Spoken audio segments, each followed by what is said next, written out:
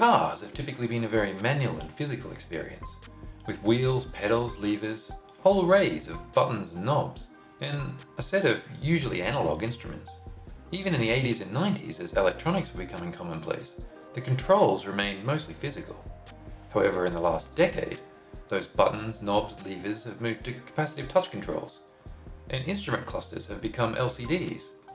Whole groups of previously physical controls have moved to on-screen buttons in infotainment systems.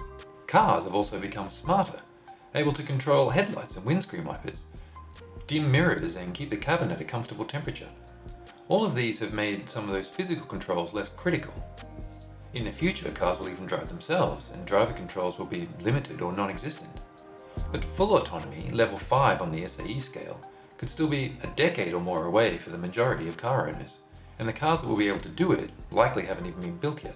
And that's why it's important right now to still be building cars with an interface that supports a human driver. We can harness all of that vehicle intelligence to simplify the driving experience, but we still need to consider both what displays and controls a driver needs readily accessible and how the driver will interact with them. Well, with that in mind, let's look at some examples of what I think is good design. This is the dashboard of the Lucid Air. It consists of the steering wheel, a 34-inch LCD that Lucid calls the glass cockpit, a smaller retractable display that they call the pilot panel, and some physical rocker buttons.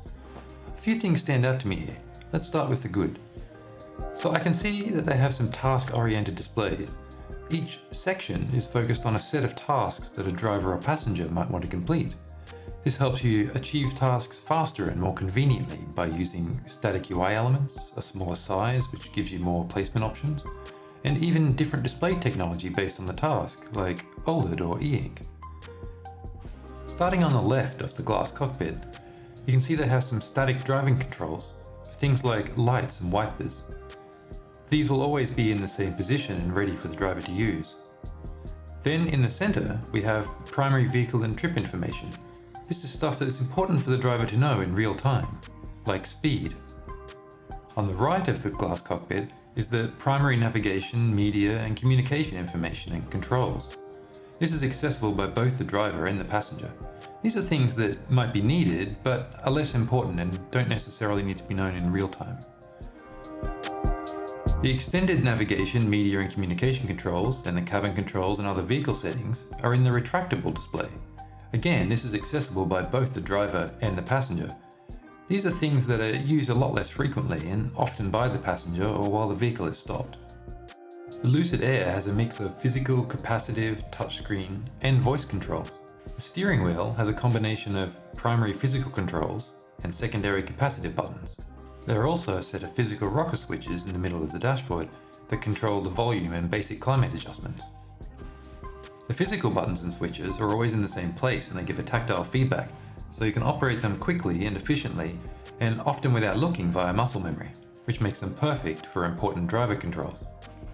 The capacitive buttons and static on-screen touch controls also have a singular function and are always in the same place, so they're fast to use, but they don't quite give the tactile feedback that a physical control gives, and so they're good for common but less used driving controls.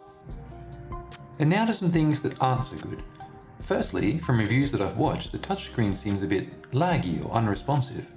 For an interface that's replacing physical controls, and especially ones that need to be operated quickly, accurately, and without taking a focus like the controls in a car, you need an interface that responds immediately to your touch.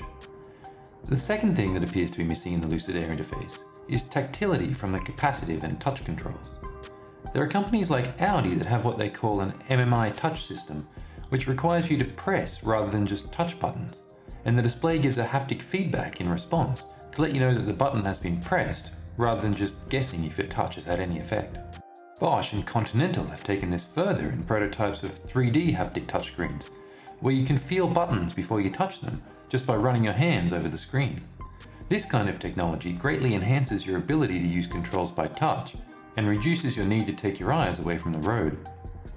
Finally, there is the display technology being used itself.